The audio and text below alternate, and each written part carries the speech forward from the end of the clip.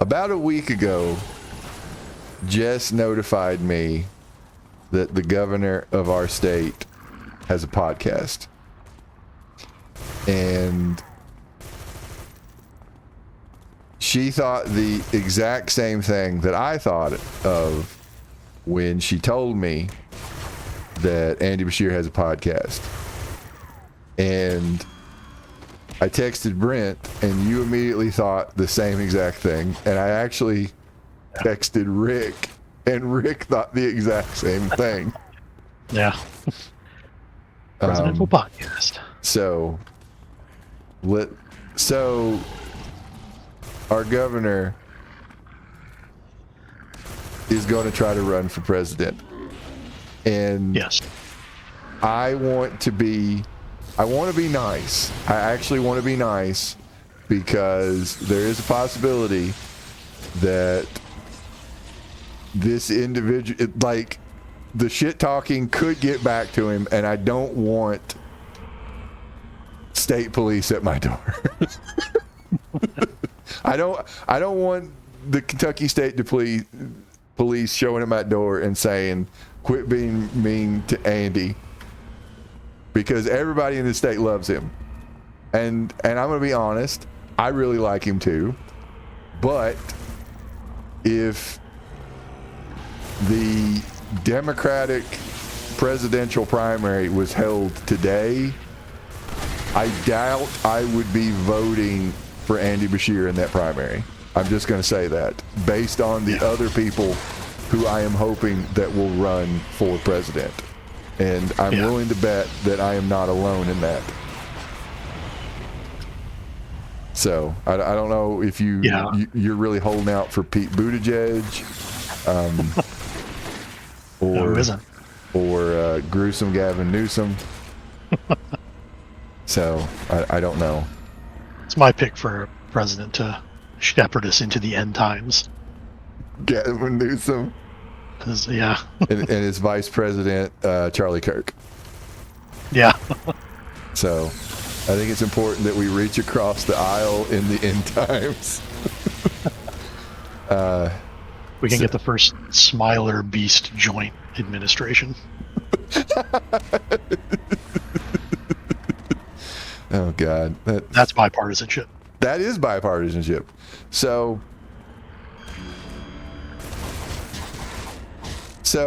and please stop me at any point in time if you think something contrary to what I'm throwing out there, because I legitimately want to know what you think about the podcast, and what, I want to do an exercise in political Monday morning quarterbacking, and what would be the good thing for our very popular governor to do and aim for in the mediocre state of Kentucky.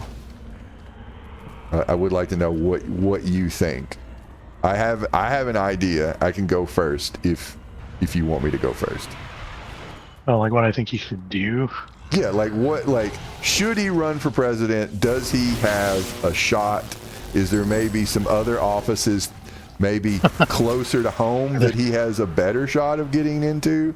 Hint, hint, nudge, nudge. Are there any vacancies at the national political level in say the upper house of the legislature coming open because a certain ghoul no longer has the fortitude, possibly the bodily fortitude, to do the job anymore? While Mitch McConnell is being poured into his phylactery. Or I don't know. I don't know. Be found. Yeah. I don't know. Maybe Andy Barr finally found his phylactery and he's stepping down. I don't know. Yeah, I don't know. And this could be either one. He might be turning into a demi-lich, or then he'll just be like a skull on top of a pile of treasure, just waiting for adventurers to come. This is a D&D phylactery, not a Harry Potter phylactery. We do not condone transphobia here at the Shady Rogues. That's right. Oh God. Now I'm just envisioning, like, if this does get, like, if anybody on Andy Beshear's team does hear this, they're just going to be completely confused. They've turned it off. What the? Yeah. Oh God. What are these nerds talking about? Does this have to do about Riz and yeeting? Oh God. On his podcast, his kids teach him young person words. They do. Oh, they do. Oh, They okay. do, which is actually one of the. They kind of, I guess, try to end it on a fun note. And his son told him about Skippity, or I thought it was Skibbity, but that might be. I thought, related to the toilet, Skibbity toilet. Right. Maybe I was just wrong. I do know what Riz is, though. Yeah. My kids tell me I'm full of Riz. So, My mom says I have Riz. Mr. Governor, you have the Riz to be a senator, which, that's not bad. Pretty good. That's pretty good. I'm not going to be senator. Like, that's not happening at all. I'm sorry. But there is, I look at it like, first off, don't exit. Second off, Mitch McConnell has been in the Senate. His reign has spanned the duration of my 44 years of life. Yep. My entire life, Mitch McConnell has been in the Senate, and Mitch McConnell's fingerprints are on every bad piece of legislation for the last, 50 years. Yep. I have voted against him every single time. As have I've been I. eligible to vote. Yes. To no avail. Yes. He has been lodged in Kentucky politics for our entire lives, and now the mortal coil is forcing him to step down. And this is like the best shot for actually putting a non-monstrous human in that seat. Yeah. I think that this is a once in a lifetime opportunity to actually put a halfway decent person in there. And I do think Andy Beshear is a decent person. I don't think he's a monster person. Yeah. I think he's fine. I actually think he comes off as honest and authentic. Mm. And I think that is an incredible. I think it's incredibly rare in politics. He comes off as a good guy. He seems like a normal person. He seems like a normal human being. Like he's normal, reasonably adjusted. Yes. Yes. Yeah. Yeah. And it's not bad. It's not bad.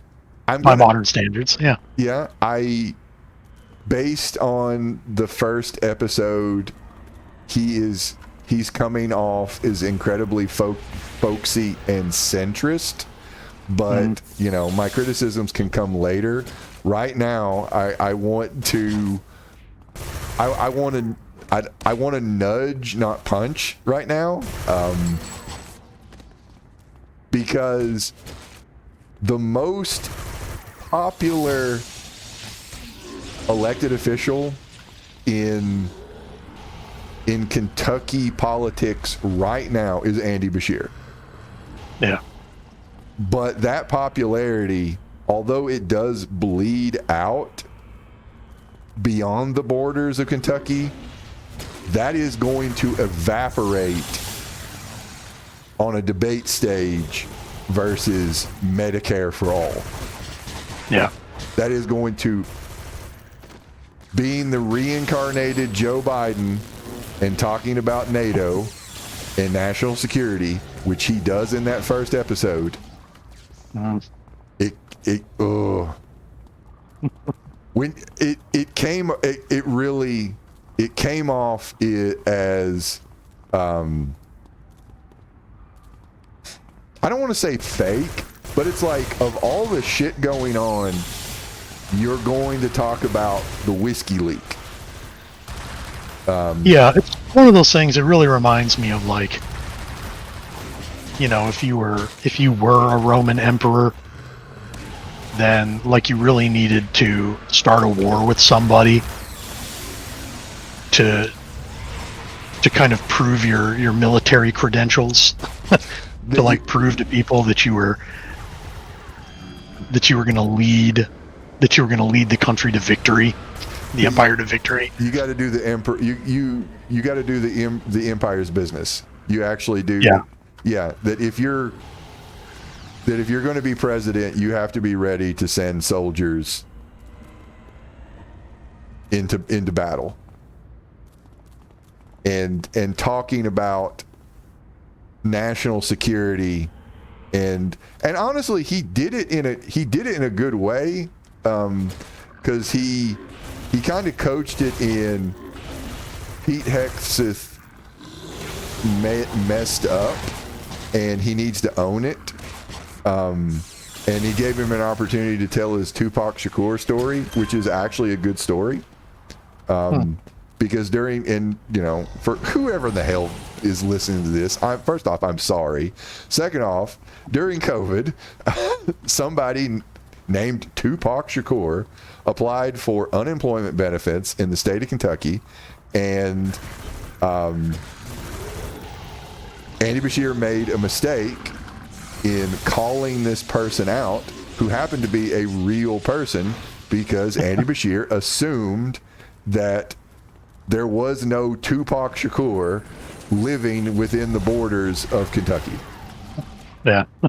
And he made an assumption, and he made an ass of himself, but he apologized during a time when politicians at the national level, who are Republicans, don't apologize. They double down, they triple down, they heckle, they instigate and escalate fights, and no backing down, regardless of how absurd it is.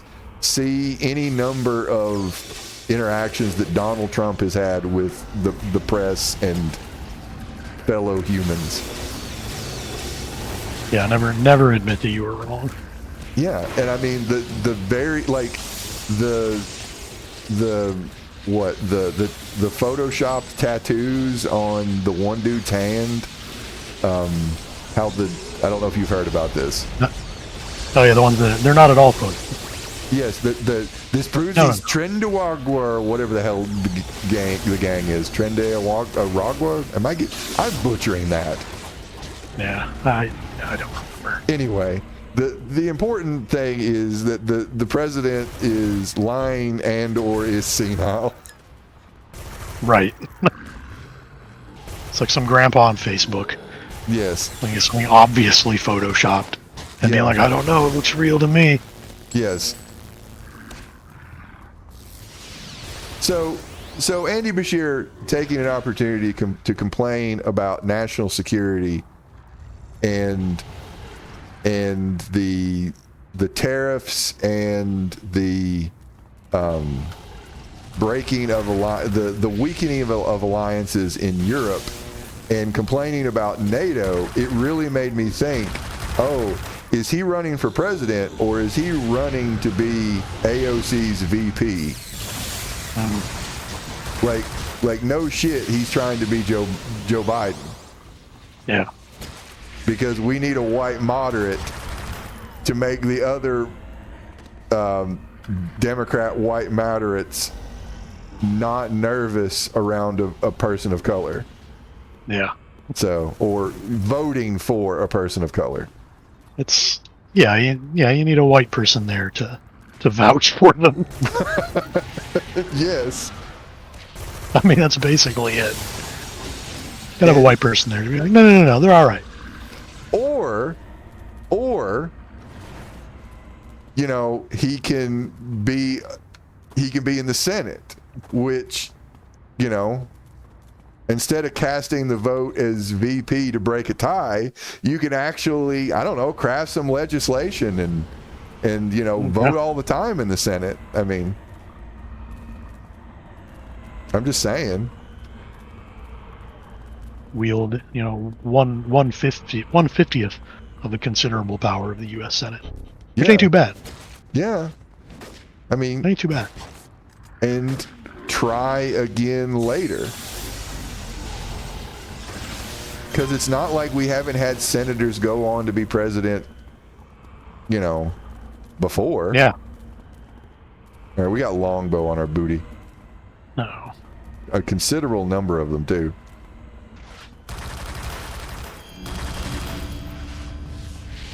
All right.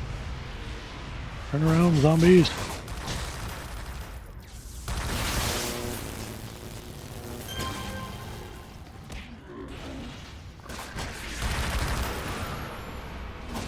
Okay, this is the last piece of bread. I'm cutting you off.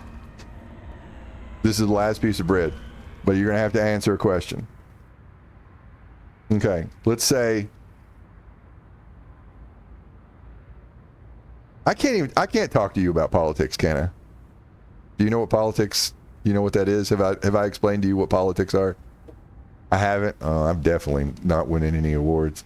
I did a better job with your sister teaching about politics. I did. I'm pretty sure your sister has an opinion about certain people. Here you go. I'll teach you about tariffs some other time. Okay, that's the last piece of bread. No shit, my oldest mentioned the tariffs. Like, unprompted. Like, it's pretty good. Because I said something like, you know, stuff is going to get more expensive. And she was like, because of the tariffs? And I'm like, you get it. Like, this child understands. This 11-year-old child understands.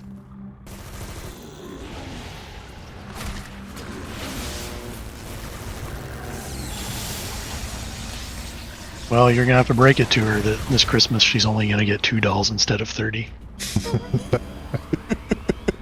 Oh God. In one of those out of touch rich people moments.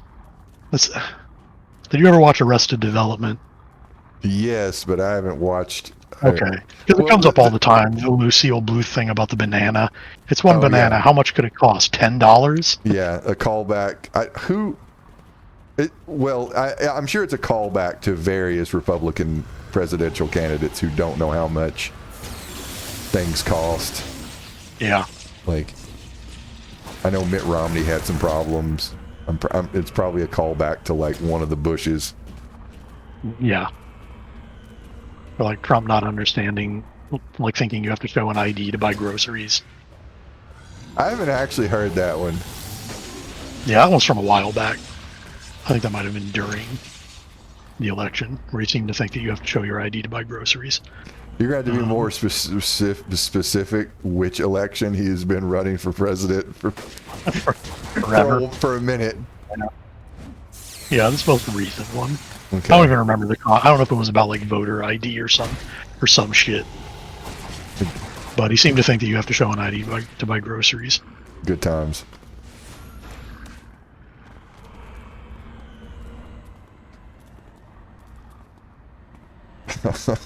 Are you over the legal age to buy those eggs? Maybe, because you have to have a loan to get a dozen eggs now. Yeah, they'll be controlled before long. Oh God! And I say that because people are, oh God, the buy now pay later, like, for food that is becoming more and more of a thing. Oh yeah. Which, oh God. Which, that's all fine. That's fine. No, there's no problems there. I think we're done in this area. Okay. Yeah. Scram. Okay.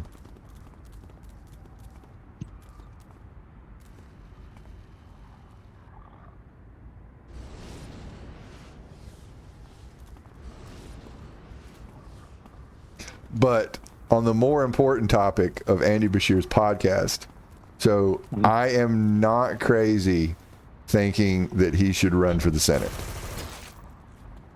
Yeah, I mean, I think that's doable.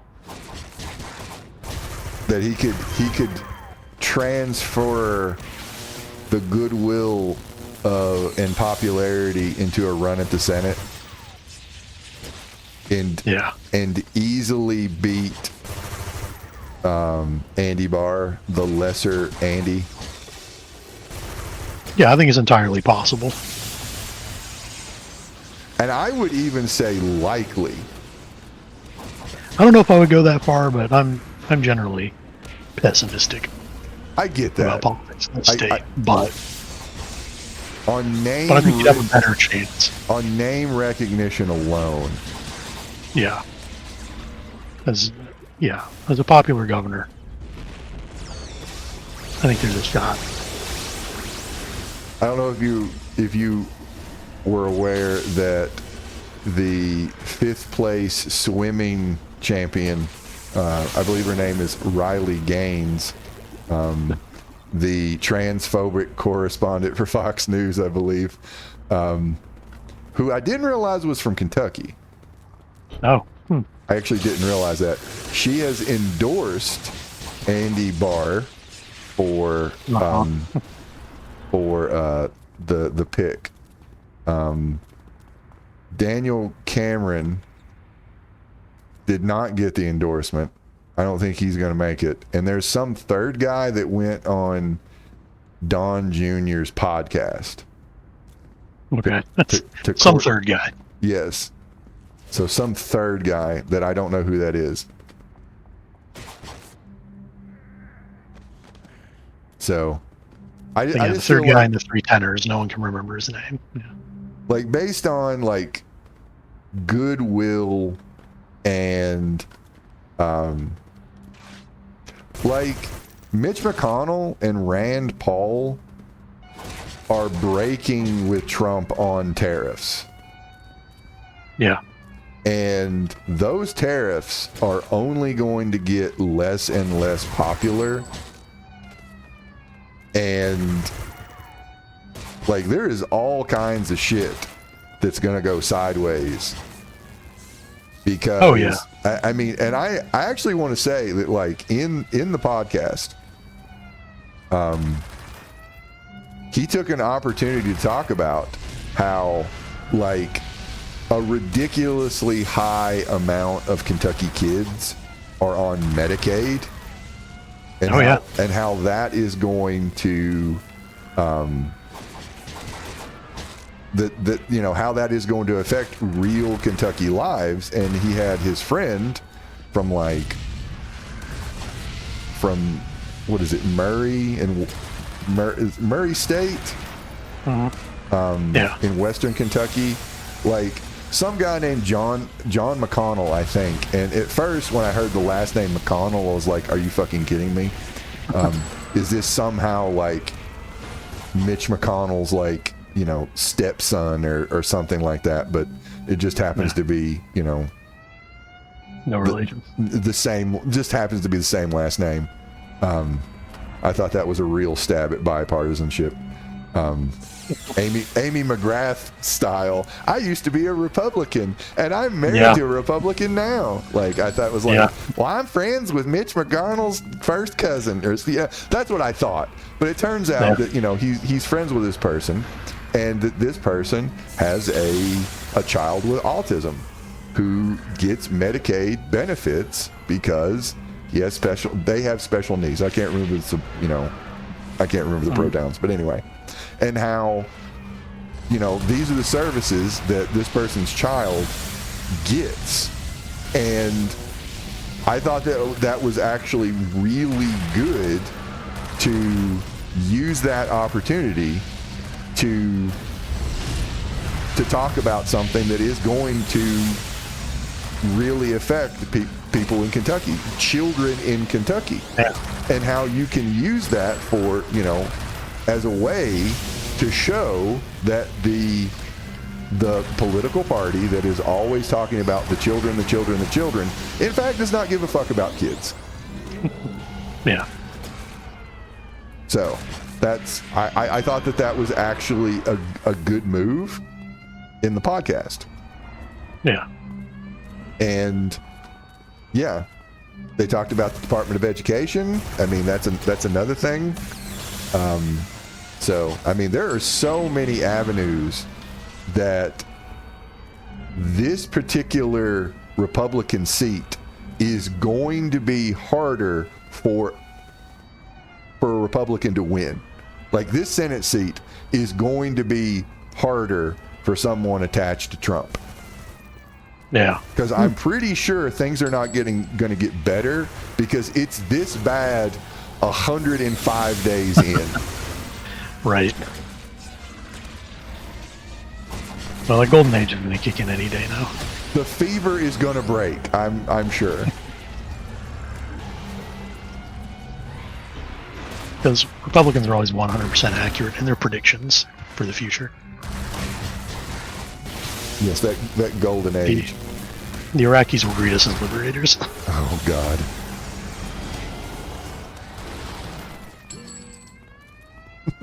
Mission accomplished. Mission accomplished. Oh, God. They're eating the dogs. They're eating the cats. Oh, that was a prediction. That was more like they're reading the now. So we'll have to resort to our post-apocalyptic dystopian lifestyle. When we can't sell our bourbon.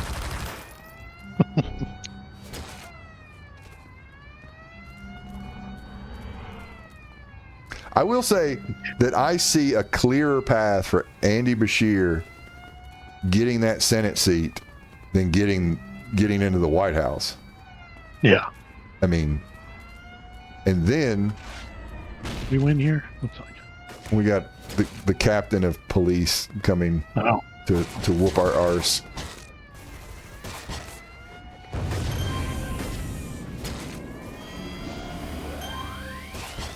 We're just safe here.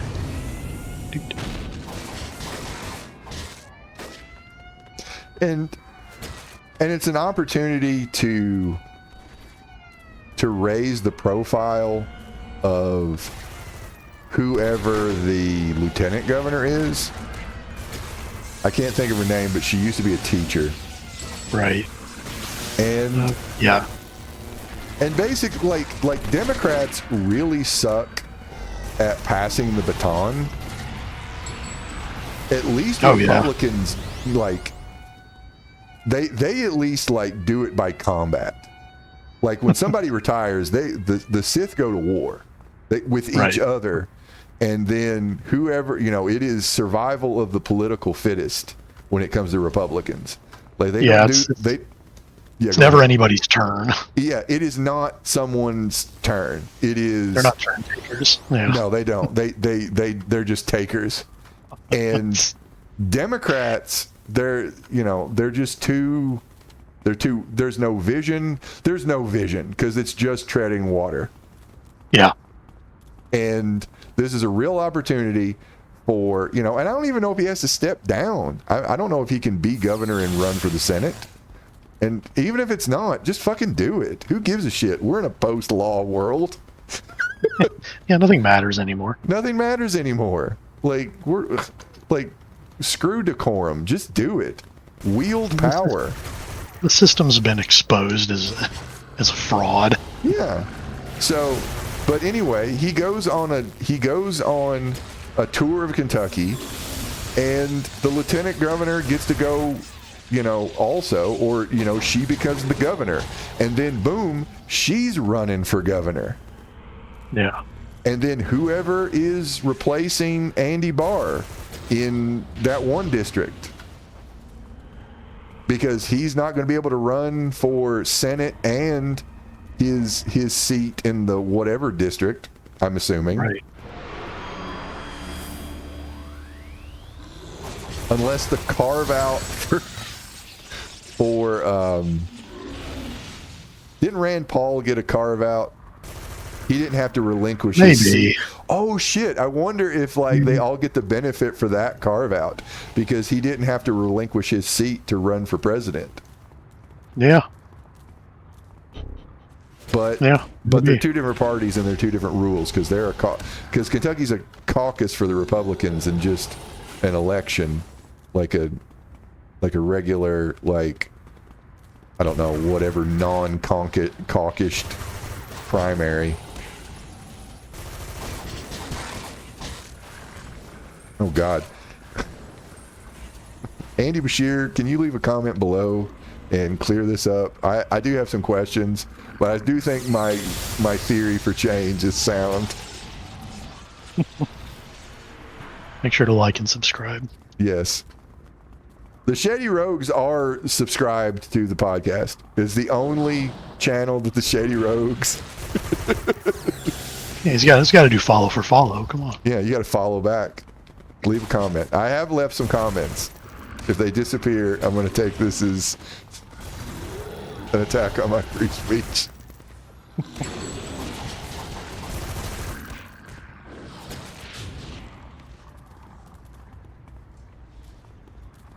All right.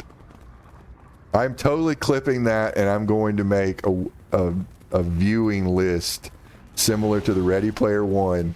Is going to be a weekly segment where I talk about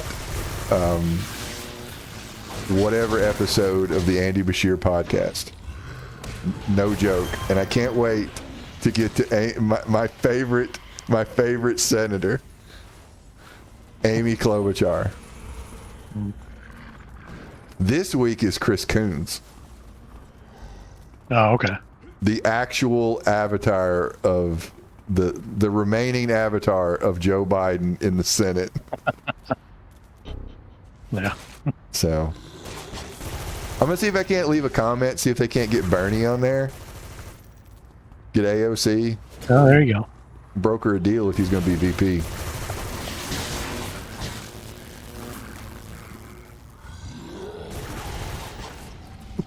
Oh God.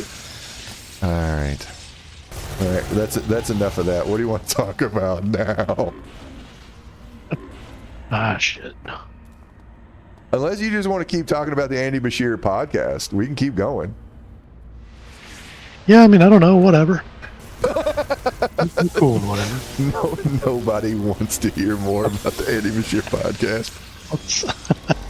Let's do a deep dive. I am prepared. I took fucking notes.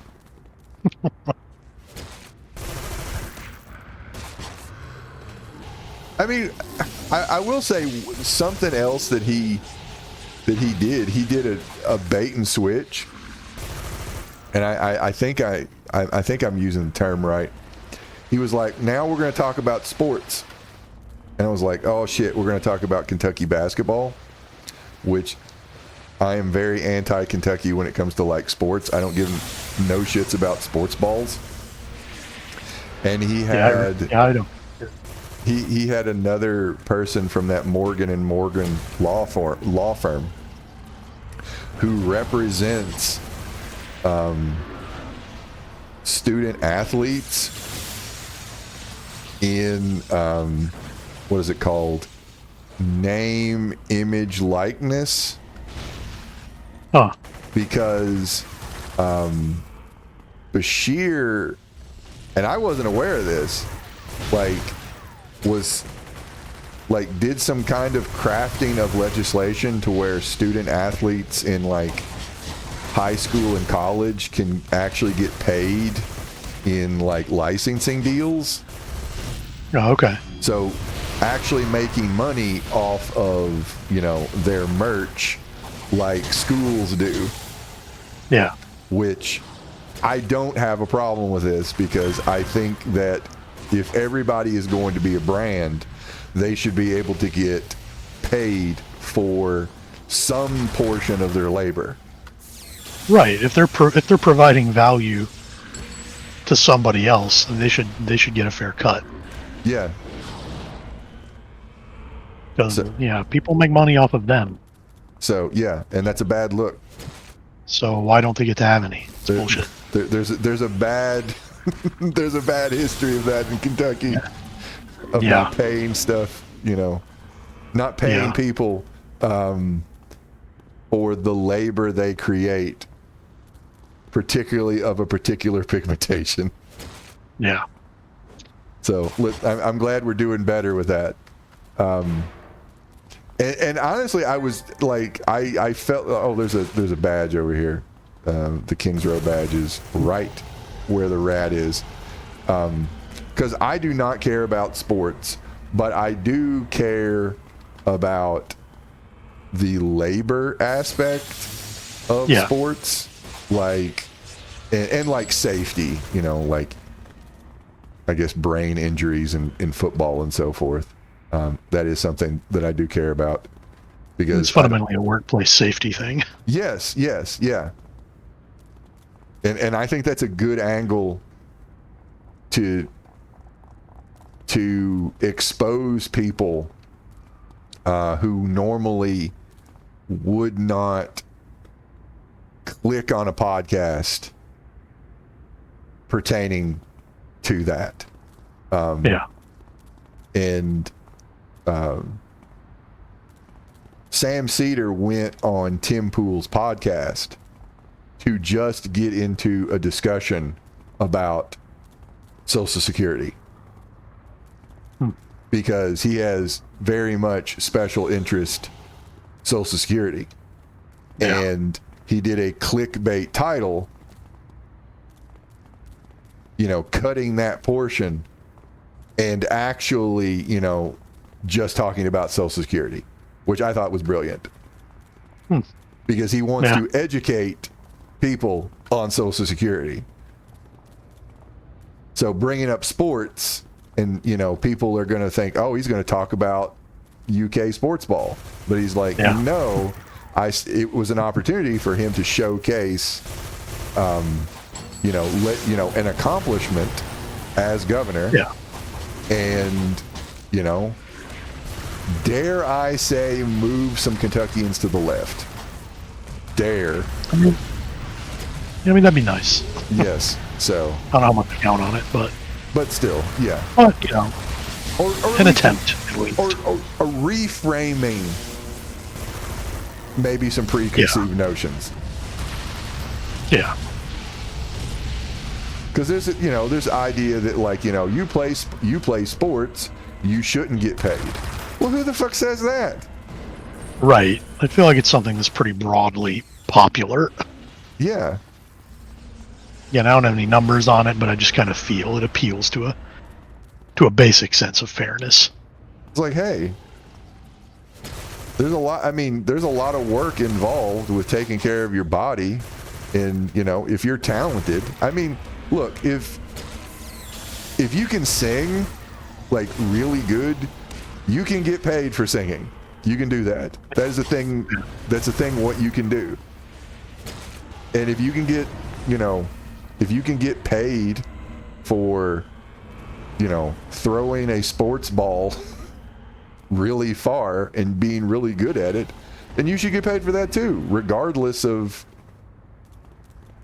I don't know what level. If the institutions that you're playing for are making like ridiculous amounts of money on you. Making money hand over fist. Yeah. Basically off your work. Yeah. And then turning around and saying, oh, well, you can't get paid any. It would be bad if you got paid. Yeah. Like it's some kind of moral principle.